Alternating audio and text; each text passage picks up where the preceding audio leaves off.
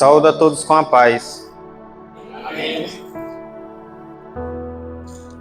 Hoje eu venho aqui, alcançando mais um objetivo que tinha na minha mente, de poder ter a oportunidade de ser um pregador final e de subir esse público. Amém.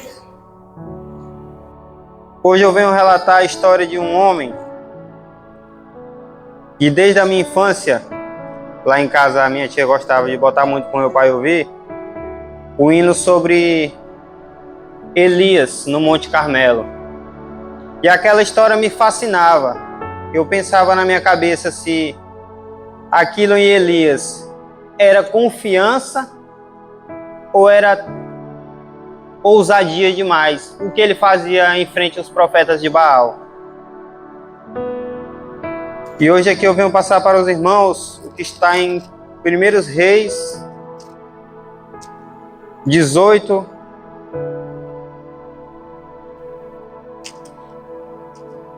e verso 19, que diz assim: Agora, pois, manda juntar a mim todo o Israel no Monte Carmelo, como também os 450 profetas de Baal e os 400 profetas do poste ídolo que comem da mesa de Jezabel. Vemos aqui Elias dando a ordem, falando para Acabe que reunisse todos os profetas de Baal e os outros profetas também, todos aqueles que se sentavam à mesa de Jezabel. Nos testemunhos, no livro Profetas e Reis, fala que quando Elias cita essas palavras, Elias não fala como se ele estivesse falando com um rei, mas Elias fala com tanta autoridade que era como se Elias fosse o rei e Acabe fosse seu servo. Elias fala com tanta autoridade que era como se Elias estivesse do lado do próprio Jeová, em pé do seu lado. Elias fala como aquele filho que está do lado do seu pai, que seu pai diz: vai, meu filho, que eu te protegerei. Elias fala com total confiança, sem medo de qualquer coisa que poderia lhe acontecer. Elias, revoltado com todos os acontecimentos que estavam acontecendo, e agora Acabe sai como um servo para reunir todo aquele povo no Monte Carmelo. Aquele povo reunido no Monte Carmelo, os profetas de Baal sobem como um exército marchando. Quando aquele povo se reúne ao redor de Elias, as pessoas que olhavam com os olhos humanos, com os olhos carnais, imaginavam: e agora? Elias só, o que ele fará no meio de inúmeros profetas? O que ele fará no meio daquele povo? Se agora Elias está só, é só um homem. Aos olhos do ser humano via isso. Mas aquela pessoa que olhava com os olhos espirituais percebia, como o livro Profetas e Reis diz, que Elias não estava só, pois acima, do lado direito, do lado esquerdo, nas costas, Elias estava rodeado de anjos para lhe proteger de qualquer mal que viesse suceder contra ele. A confiança que Elias estava naquele acontecimento não há palavras para explicar o pensamento de Elias naquele momento. E Elias agora levanta a sua voz no mesmo capítulo 18, verso 21. Então Elias se chegou a todo o povo e disse: até quando cocheareis entre dois pensamentos? Se o Senhor é Deus, seguiu. Se é Baal, seguiu. Porém o povo nada lhe respondeu. Elias agora, no meio daquele povo que estava aparentemente indefeso, Elias, o profeta, estava aparentemente indefeso. Mal sabia o povo que os profetas de Baal estavam naquele local, simplesmente para cumprir o seu papel, pois deviam estar lá, mas ainda estavam atordoados, estavam com a mente bagunçada, sem saber o que Elias queria, pois não fazia muito tempo que tinham passado por uma vergonha, pois Elias havia feito parar de chover e os profetas de Baal não tinham sido atendidos por Baal. Agora Elias cutuca eles mais uma vez e cutuca o povo, perguntando até quando o povo ficaria em cima do muro. Se o Senhor é Deus, então segui-o. Se é Baal, segui-o. Elias estava determinado naquele momento a mostrar àquele povo para que ele foi chamado por Deus. Qual era o motivo de Deus ter chamado Elias? Para mostrar àquele povo que só havia um Deus em Israel. Que não havia outro que poderia fazer qualquer outra coisa. Elias agora, na sua mente, elabora um plano que eu não sei nem dar palavra para a atitude que Elias teve. Elias, eu acho que num ato de ousadia, num ato de tamanha confiança, pensa agora num plano que para ele já não bastava ter feito parar de chover. Agora Elias decide romper a barreira que há entre o homem e o sobrenatural. Elias agora lança a proposta que os profetas de Baal fizessem o seu sacrifício ao seu Deus, e Elias faria o seu sacrifício ao Senhor dos Exércitos.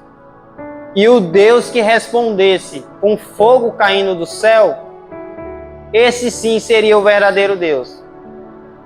Me diga qual homem, sem confiança alguma em Deus, teria tamanha coragem de arriscar sua vida no meio de em torno de 950 profetas, dizendo que aquele que fizesse fogo cair do céu seria o verdadeiro seguidor do verdadeiro Deus? É muita confiança. Elias, nessa decisão de romper a barreira com o sobrenatural, ele lança essa proposta. E o povo que havia ficado calado, agora fala que é boa a proposta de Elias. Os profetas de Baal sem opção são obrigados a aceitar. Então agora os profetas iniciam o seu sacrifício.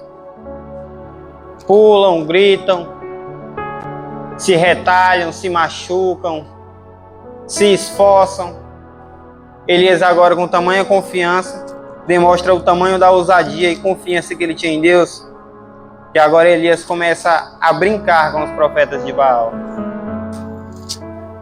Gritem mais alto. Os profetas já, digamos assim, estressados, zangados, pois de tanto gritarem, se machucarem e estarem fracos no meio de um sol escaldante, em cima de um monte, sem receber resposta, Elias agora começa a zombar. Elias, numa disputa agora, arriscando a vida, começa a zombar. Até que chega um ponto que os profetas de Baal veem que não deu certo e desistem. E agora Elias vai iniciar o trabalho agora a qual ele foi chamado. Elias agora vai no altar, onde era o altar que tinha no Monte Carmelo reservado ao Senhor, um altar destruído. Reforma aquele altar, lança agora o seu sacrifício, e não conformado com simplesmente orar a Deus para que o fogo caísse do céu, Elias manda encharcar o altar com água, não uma nem duas, mas 3 vezes. Elias manda encher de água aquele altar. Diferente dos profetas de Baal, que gritavam, pulavam, se cortavam, faziam o maior escândalo tentando chamar a atenção, agora Elias chama o povo para que se aproxime. Elias agora, no capítulo 18, verso 36, com tamanha tranquilidade e confiança, como quem não estivesse gritando para que o Senhor escutasse de longe, mas como quem tinha total certeza que o Senhor estava ao seu lado desde o princípio.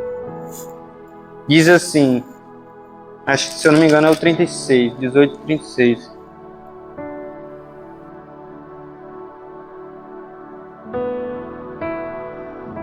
Responde-me, Senhor. Responde-me, para que este povo saiba que tu, Senhor, és Deus. E que a ti fizestes retroceder o coração deles. Então caiu o fogo do céu e consumiu o holocausto e a lenha no rego. O que vendo todo o povo caiu de rosto em terra e disse: o Senhor é Deus, o Senhor é Deus.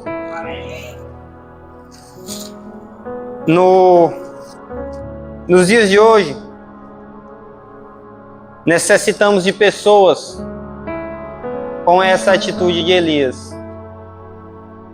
pois nos dias por vir haverá momentos em que, como Elias se encontrou aparentemente sozinho no meio de uma multidão que era contra Deus, pessoas que possam manter a sua postura e demonstrar, assim como Elias demonstrou no Monte Carmelo, assim como Daniel demonstrou na Babilônia, assim como José demonstrou no Egito, que ele sim era reservado do Senhor, que ele sim era um servo do verdadeiro Deus e não havia qualquer empecilho que o fizesse temer. Elias, quando lembramos de Elias, falamos de confiança, lembramos no momento em que Elias se escondeu numa caverna após todo esse acontecimento. Vemos que Jezabel fica sabendo desse acontecimento, que Elias havia matado todos os profetas de Baal, e agora Jezabel manda perseguir Elias. Aí pensamos conosco, Elias, um homem que havia feito todo esse trabalho usado por Deus, pouco tempo depois agora se esconde numa caverna. Elias no momento age precipitado e analisa a si mesmo com seus próprios olhos e não se acha capaz, se amedronta e foge. Elias esquece de olhar novamente para o seu lado, assim como ele olhou quando lançou a proposta aos profetas de Baal, quando se ajoelhou para orar a Deus pedindo que fogo caísse do céu, porque se ele tivesse olhado, ele perceberia que não dependia dele, mas dependia de ele confiar em quem estava do lado dele. Pois se ele tivesse confiado no Senhor, ou se ele tivesse pelo menos feito igual Moisés fez, quando olhou para a frente viu um mar, quando olhou para trás viu um exército ao perseguir, correu para o Senhor e o Senhor disse: por que clamas a mim? Diga agora ao povo que marche. Ou seja, se Elias tivesse confiado, olhado, corrido para Deus, pedido auxílio, Elias tinha recebido simplesmente a resposta que o Senhor lhe deu pouco tempo depois, que o Senhor havia reservado em Israel 7.000 homens, que não havia dobrado o seu joelho a Baal e nem o beijado. Que o Senhor nunca deixa um servo seu sozinho, pois o medo de Elias era o temer pela sua vida. Mas o Senhor mostra para ele que o servo do Senhor nunca está desamparado. Que o servo do Senhor, por mais que aparenta estar sozinho, os seus anjos estão ao redor. Assim como estava com Eliseu, assim como estava com Elias. O Senhor nunca disse que Daniel não entraria na cova dos leões. Mas uma coisa Daniel tinha certeza: da boca dos leões ele era livrado. O Senhor nunca disse que Sadraque, Mesaque e Abidnego não seriam jogados na fornalha. Mas uma coisa nós temos certeza: o quarto homem estava lá. O Senhor nunca disse que o Mar Vermelho seria aberto. Ele disse que livraria o povo do Egito. Mas quando o povo marchou, o mar abriu e o povo atravessou o mar em terra seca. A proteção do Senhor é garantida. O Senhor nunca abandona um servo seu. O salmista Davi diz: o Senhor é a minha luz, é a minha salvação. A quem terei medo? O Senhor é a fortaleza da minha vida. De quem me recearei? Ainda que um exército se levante contra mim, não temerei mal algum, nele confiarei. Se Elias tivesse tido todo esse pensamento, Elias não tinha ido para uma caverna. Elias tinha ido de encontro com Jezabel. Pois Elias ia com total certeza, com a mesma autoridade que ele tinha ido a Acabe, ele tinha ido a Jezabel. Mostrar que ai daquele de ousar tocar em um ungido do Senhor. Devemos ter total a confiança que Elias teve nos dias de hoje. Devemos ter total confiança em nos apresentar em qualquer local, em qualquer momento, e anunciar que só o Senhor é Deus e que ainda existe Deus no meio desse mundo. Amém. Nós somos chamados para mostrar que o Senhor está aqui para livrar, mas também que aquele que se opor contra ele sofrerá o castigo que ele tem reservado. O Senhor tem bênçãos, o Senhor tem uma mão misericordiosa, mas como diz o livro Patriarcas e Profetas, aquela mão misericordiosa, não podemos esquecer que ela também segura uma espada de justiça. Que tudo tem seu limite. Então buscamos procurar o Senhor. Buscamos aprender com os passos de Elias de que, confiando em Deus, tudo vai dar certo. Se confiarmos em nós mesmos, a primeira oportunidade que tivermos, iremos fugir. E isso não é a decisão de Deus. Pois o Senhor diz em frente aos nossos empecilhos, marche. O Senhor diz, siga, pois eu estou contigo. Não há mar que eu não abrirei, não há muralha que eu não irei derrubar. Não há exército que eu não farei o meu povo vencer. Qualquer objetivo que o meu povo tiver que for do meu agrado, será realizado. Amém, irmãos? Amém. Agradeço a oportunidade que o Senhor me concedeu, mas esse objetivo que eu alcancei, e que o Senhor a cada dia mais possa nos abençoar.